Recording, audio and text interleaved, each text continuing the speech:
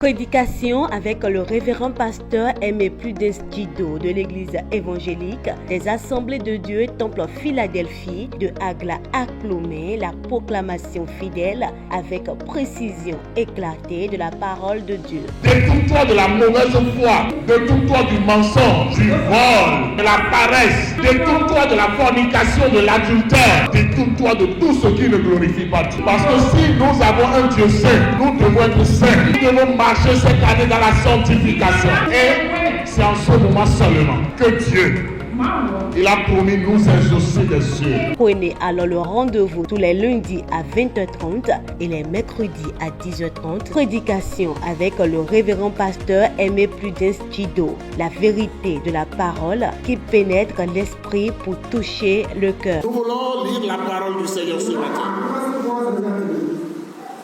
Ce matin, nous allons considérer deux textes dans la parole du Seigneur. Nous lisons d'abord Agé le chapitre 2, le verset 8. Et nous allons lire Ecclésiaste 10, 19 et la deuxième partie de ce verset. La parole de Dieu nous dit dans Agé 2, 8, l'argent est à moi et l'or est à moi, dit l'Éternel des armées. Ecclésiaste 10, 19, la partie B dit, la deuxième partie du verset, l'argent répond à tout. L'argent répond à tout. L'argent permet de faire tout. Très bien. Seigneur, merci pour ce temps de message. Merci de bénir ton peuple. Reçois toute la gloire. C'est au nom de Jésus que j'ai prié. Alors ce matin, le thème du message que le Seigneur m'a confié pour son peuple que nous sommes, c'est les principes de l'argent. Les principes de l'argent. Ce qu'il faut connaître sur l'argent. Ce qu'il faut appliquer pour avoir de l'argent. Alors, j'ai parlé de 16 principes de l'argent dans un des chapitres de ce livre. Mais ce matin, je vais seulement parler de 12 principes de l'argent pendant ce message.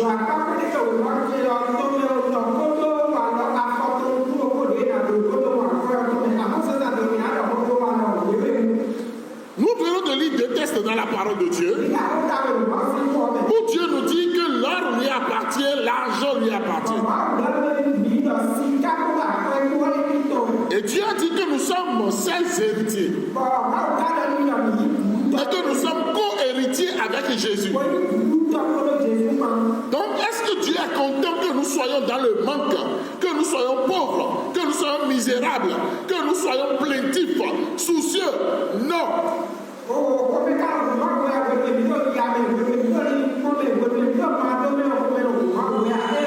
Et lorsque nous allons lire notre second texte dans Ecclésiaste, Dieu dit, l'argent répond à tout.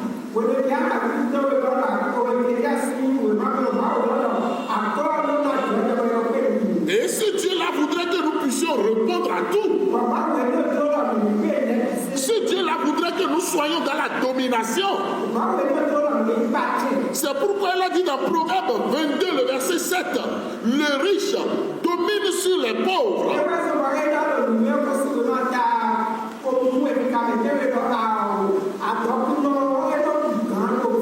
Le seul riche domine sur beaucoup de pauvres.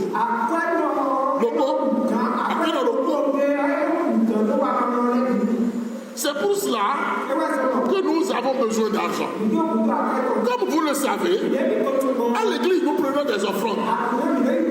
Nous demandons les dîmes. Si nous avons plus d'argent, nous allons faire beaucoup de choses à la gloire de Dieu. Nous utilisons des micros qui, alors peuvent être gâtés, nous allons renouveler. Nous utilisons l'électricité, nous recevons des factures à la fin de chaque mois.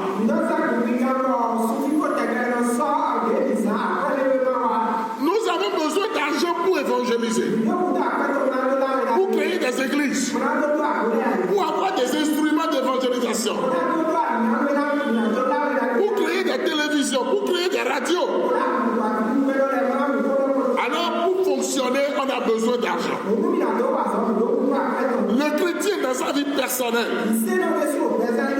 ou dans sa vie chrétienne, a besoin d'argent. Parce que nous utilisons beaucoup l'argent. Mais si nous utilisons l'argent de cette façon, et qu'à l'église, on n'enseigne rien sur l'argent, ou bien un pasteur qui en parle, on le critique même, pour dire lui il aime trop l'argent, lui parle trop de l'argent. C'est être hypocrite. Et Dieu ne nous a pas sauvés pour que nous soyons des hypocrites. Dieu nous a sauvés pour que nous quittions l'ignorance.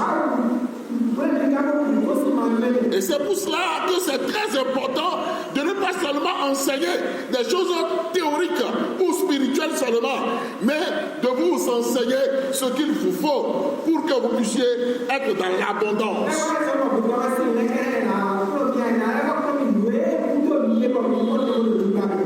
Alors permettez-moi d'énoncer les 12 principes que j'ai tirés de mon livre « Eh oui, l'argent » pour nous ce matin.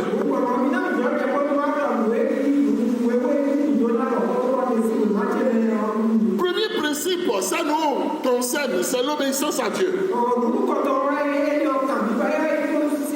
Beaucoup de chrétiens ne savent pas que obéir à Dieu peut les amener à avoir l'argent. Écoutez-moi bien. Allez demander aux drogués combien ils utilisent pour la drogue. Allez demander à celui qui fume la cigarette combien il brûle en cigarette par mois et par an. Allez demander au soulard combien vont dans les boissons alcooliques qu'il consomme.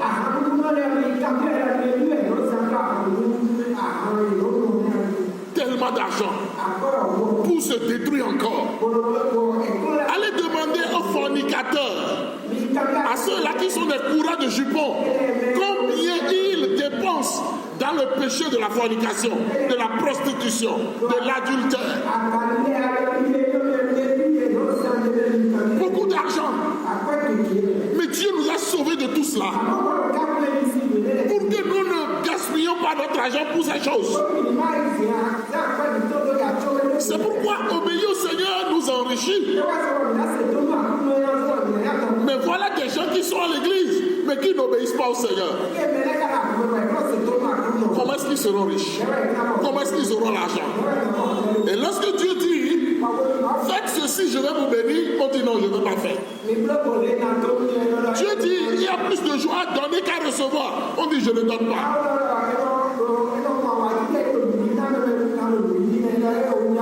Dieu dit qu'il y a plus de joie à obéir. Donc obéissez, ne faites pas des sacrifices. On dit non, je n'en veux pas.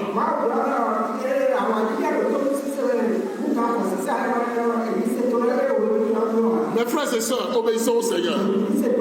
Pourquoi? Parce que aucun riche n'apportera même pas 5 francs au séjour des morts pour aller dépenser.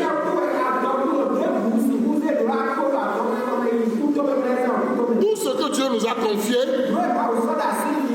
c'est pour que nous puissions œuvrer pour lui et amasser nos richesses en haut, au ciel. En étant libéral, en obéissant à sa parole, en gérant bien l'argent et les talents qu'il nous a confiés.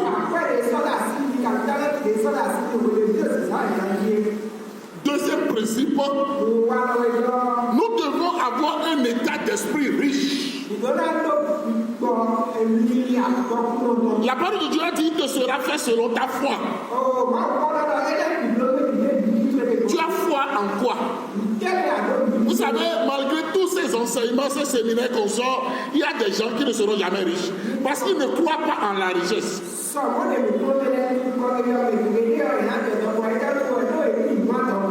Et ils vont toujours dire, vraiment, la l'argent là, c'est maman. L'argent là, c'est un ennemi. L'argent là, c'est un blocage. Lorsque tu donnes un mauvais nom à l'argent, comment est-ce que tu peux vivre avec ton ennemi?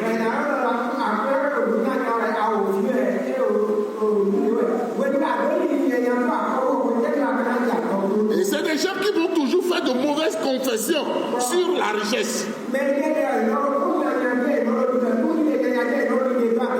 Tu vas dans une ville et tu lances déjà des pieds dans la ville. Quand est-ce que tu iras dans la ville? C'est comme ce qui se passe à l'église. Lorsque quelqu'un commence par faire un peu plus que les autres, on commence par le critiquer. Lui là, son argent n'est pas propre. C'est tous qui sont ici là. Quand est-ce qu'il a été béni comme ça? Ah bon? Vous me dites que Satan bénit plus que Dieu? Le Dieu de l'or et de l'argent, le Dieu qui a créé les gisements orifères, pétrolifères, diamantifères, ce Dieu-là, vous me dites qu'il ne peut pas bénir ses enfants et que c'est Satan qui va bénir ceux-là qui désobéissent, c'est dangereux.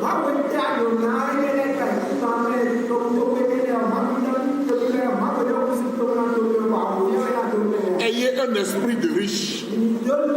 Aimez les riches. Aimez la richesse. Aimez l'argent. Mais ne faites pas de l'argent votre maître. Que l'argent ne t'emporte pas dans le péché. Que l'argent ne t'empêche pas d'aller au ciel. C'est tout ce que Dieu nous dit. Alléluia. Troisième principe, c'est avoir plusieurs sources de revenus. Alléluia. Écoutez-moi bien, je vais vous dire une chose. Si je suis seulement votre pasteur, et on dit pasteur Dido, je dis oui. Et c'est seulement pasteur que je suis. Je vais vous faire des messages qui vont vous choquer. Je suis en train de faire un an chez vous. Tous ceux qui ne m'ont pas visité, je serai amer envers eux. Tous ceux qui ne me donnent rien, je serai amer envers eux. Mais est-ce que je le suis? Non. Parce que je vous comprends. Je sais que vous n'en avez pas. Si vous n'en avez pas, je dois travailler à ce que vous ayez. Alléluia. C'est ça mon devoir, c'est ça mon rôle. Et pourquoi est-ce que c'est comme ça? Je ne suis pas pasteur seulement. Je suis pasteur, je suis auteur de plusieurs livres, je suis psychosociologue, je suis coach, je donne des séminaires. J'ai d'autres sources de revenus. Ce n'est pas seulement le soutien pastoral qui me fait vivre. Alors comme moi, n'ayez pas une seule source de revenus. Parce que le salaire, c'est l'argent du sel. Ça ne vous permettra jamais de réaliser quelque chose. Parce que c'est l'argent du sel. Multipliez vos sources de revenus. Que l'argent vienne du devant, que l'argent vienne de la gauche, que l'argent vienne de la droite, que l'argent vienne du derrière. Gagnez de l'argent chaque jour que tu fais.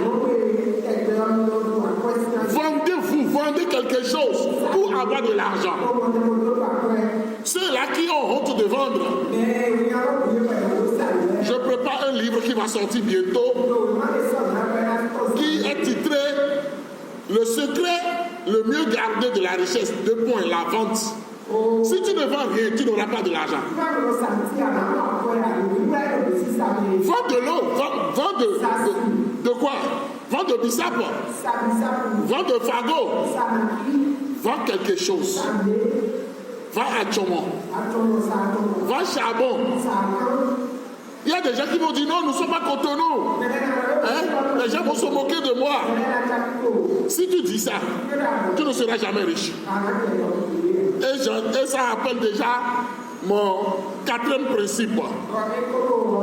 Ne considérez jamais le qu'en dira-t-on. Hein? Oui, les gens vont se moquer de moi, les gens vont parler de moi. À cause de ça, je ne vais pas faire. Reste là. Tu vas mourir dans la pauvreté.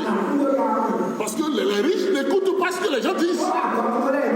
Ils s'enrichissent jour après jour, minute après minute, heure après heure. Mais il y a toujours des gens pour les critiquer. Mais je m'en fous. Moi-même, pasteur Jido, un collègue m'a dit la dernière fois qu'il était quelque part où les gens parlaient de moi. Le pasteur Jido, là, s'il n'a pas mis la main dans quelque chose, où est-ce qu'il trouve l'argent comme ça?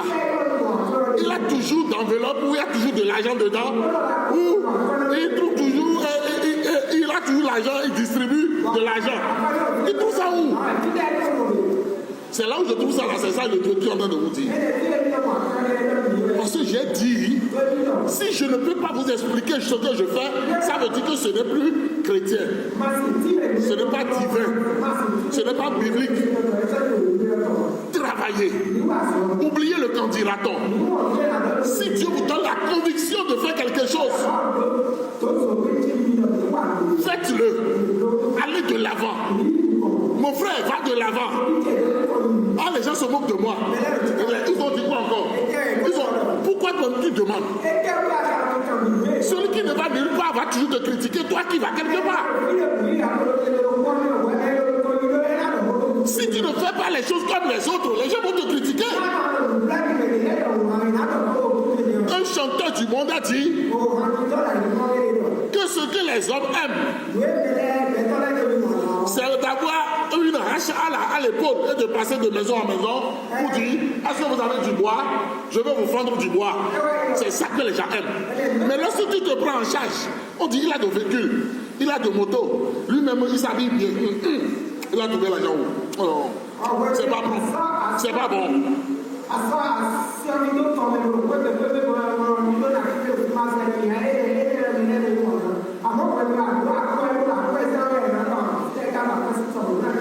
Cinquième principe. Alléluia.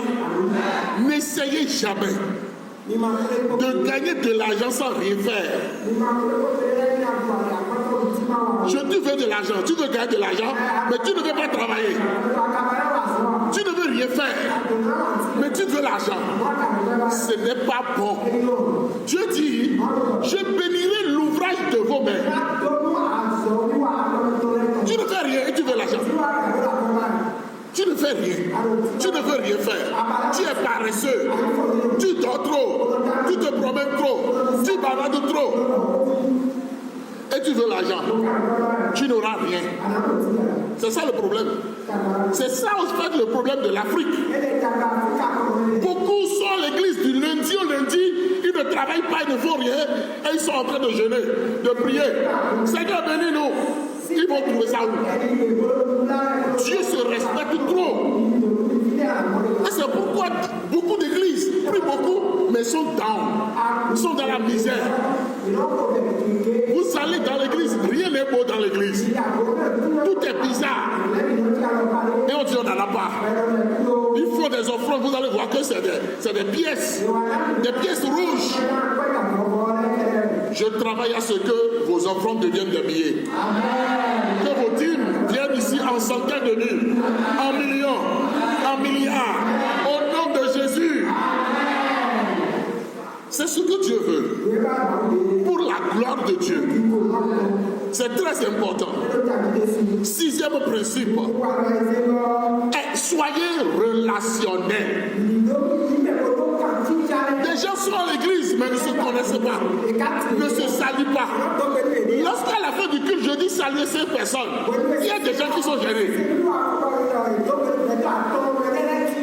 Il ne faut pas que le pasteur me dérange. Lorsqu'on dit gloire à Dieu, alléluia, ça finit. Tu ne connais personne. Personne ne sait ce que tu fais. Tu vends, tu n'as pas de clients. Qui va acheter? Qui sait même que tu vends ça?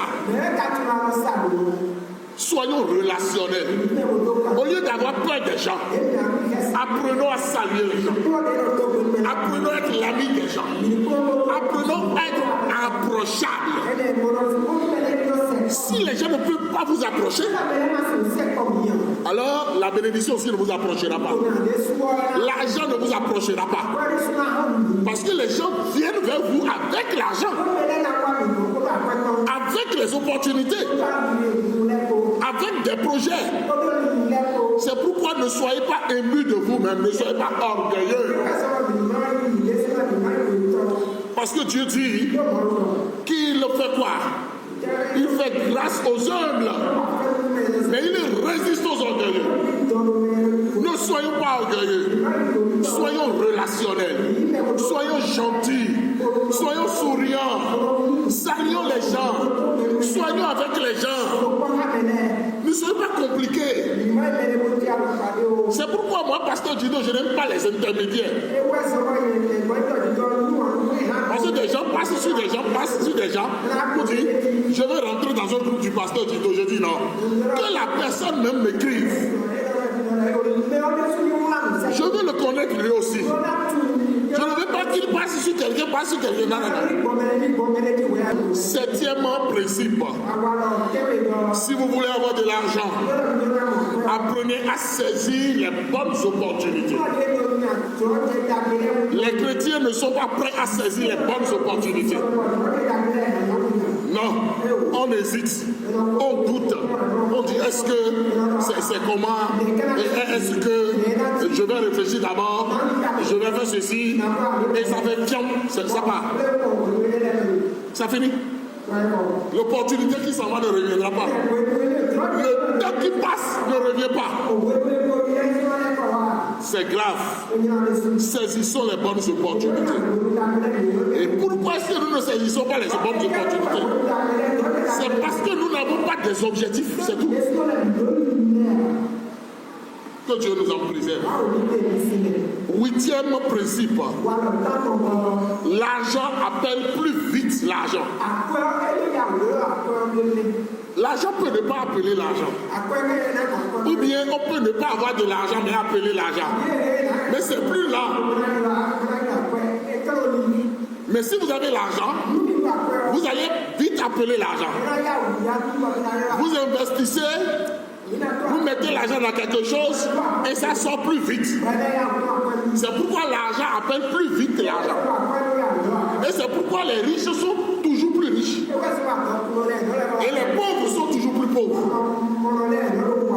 Il y a une sélection naturelle qui s'opère sur la terre tous les jours.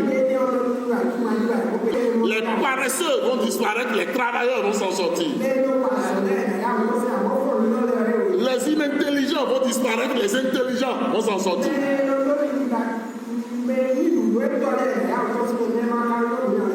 Et lorsque Dieu parle même des pauvres, Dieu ne veut pas que tu demeures pauvre. Dieu veut travailler à ce que tu quittes ta pauvreté.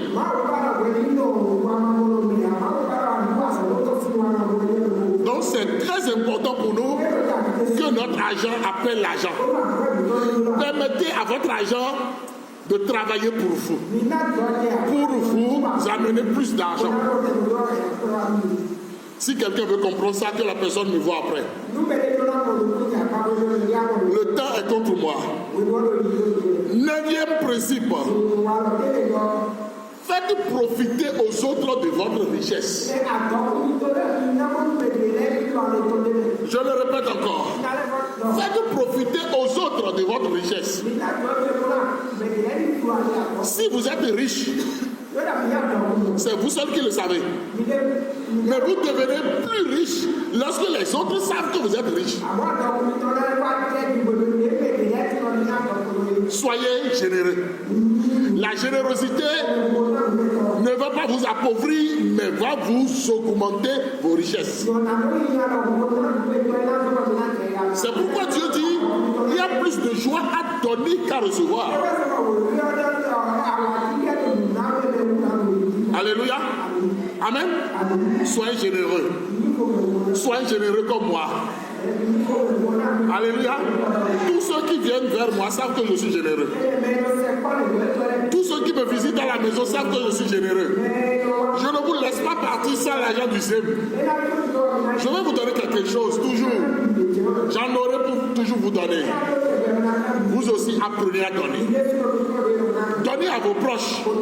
Donnez à vos collègues. Donnez à vos supérieurs. Parce que Proverbe 18, 16 dit. Proverbe 18, 16 dit: les présents d'un homme lui élargissent la voie et lui donnent accès auprès des grands.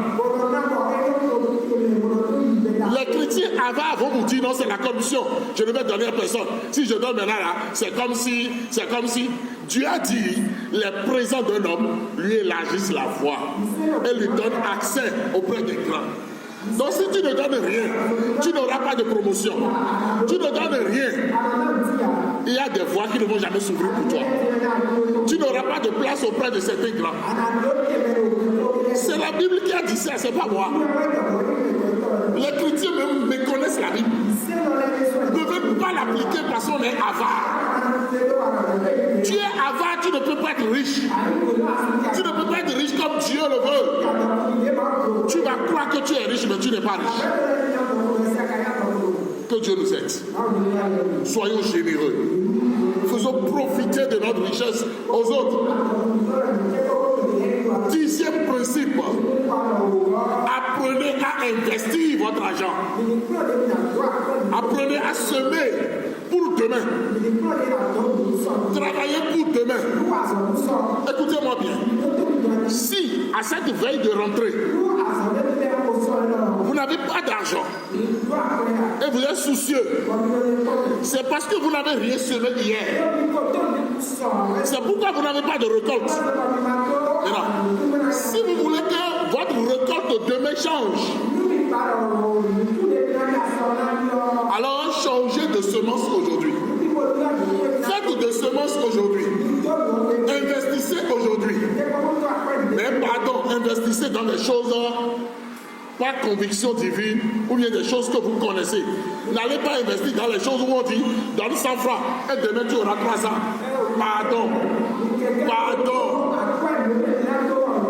Sinon votre argent va ICC. Votre argent va ICC. Vous avez compris, non? Le béninois comprend ce que je dis. Tu vas voir 300 demain. Votre argent va faire ICC.